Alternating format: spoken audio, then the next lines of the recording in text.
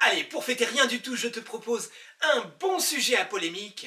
Connais-tu la différence entre un végan, un végétalien, un végétarien? Non? Je t'invite à consulter l'article de Futura Science Santé d'il y a quelques jours. Nous sommes donc le 28 mai 2024. Mais je ne vais pas m'attarder sur les différences, mais sur les causes, sur le pourquoi devient-on, entre guillemets, végé. Alors, tout d'abord, il peut y avoir, bien entendu, la protection, la défense de la cause animale. Il peut y avoir aussi l'agriculture durable. Il peut y avoir des raisons religieuses. On parle de l'hindouisme dans l'article. Et puis, il peut y avoir la santé.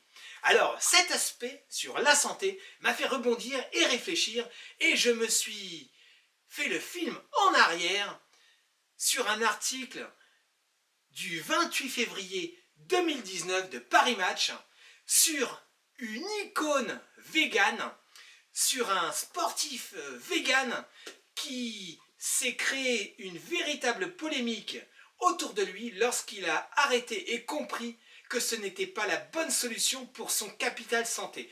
J'étaye mon propos immédiatement en relayant quelques passages.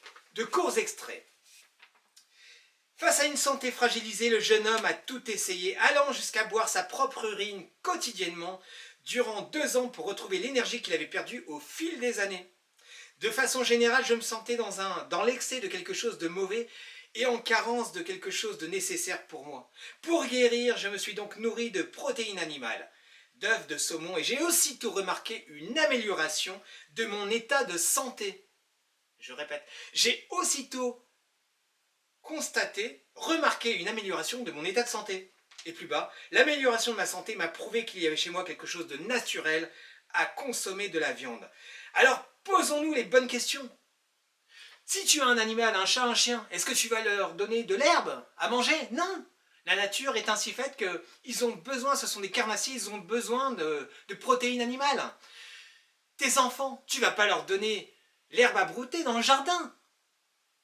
Ce n'est pas possible, ce n'est pas concevable. Ils ont besoin de se construire, ils ont besoin de protéines. Les protéines, on peut en trouver partout, certes, mais pour compenser un steak, il va en falloir des amandes. Bon, bref, tout ça pour en venir à un constat malheureusement affligeant, mais la consommation de protéines animales, on en pense ce que l'on veut. Je suis un défenseur de la cause animale. L'année dernière, avec mon épouse, nous avons contribué, participé à 2 associations, mais manger de la viande est dans la nature humaine. Après, il y a des manières de le faire correctement. Ce n'est peut-être pas le bon réflexe de se priver d'alimentation de protéines animales pour défendre quelle cause que ce soit, puisque si tu es fragile, si tu deviens fragile, si tu as des carences, de toute façon, tu mèneras jamais un combat à terme. Fabrice, toujours là pour ta santé, au même numéro, 06 76 75 59 76, pour ta mutuelle, ta complémentaire, ta prévoyance. Je te laisse, j'ai un barbecue à faire. On met ce qu'on veut sur le barbecue. Belle soirée à toutes et à tous.